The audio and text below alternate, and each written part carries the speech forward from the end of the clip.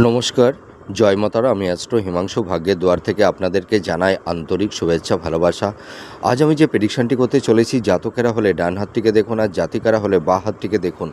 এইটা হচ্ছে আমাদের হাতের কেতুর স্থান, ঠিক আছে? এইটাও কেতুর স্থান।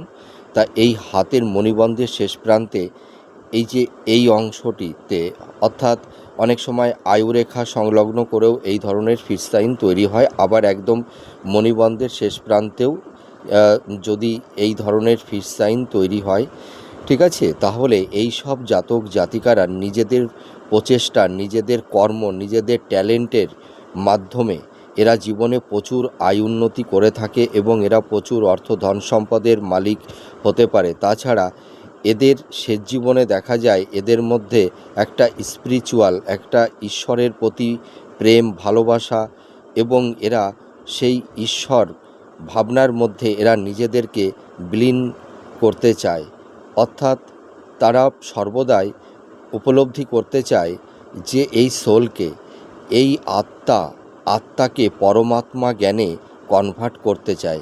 অর্থাৎ পরমাত্মা মানে ঈশ্বর, ব্রহ্মাণ্ড, মনাড, চিৎ পরমাণু।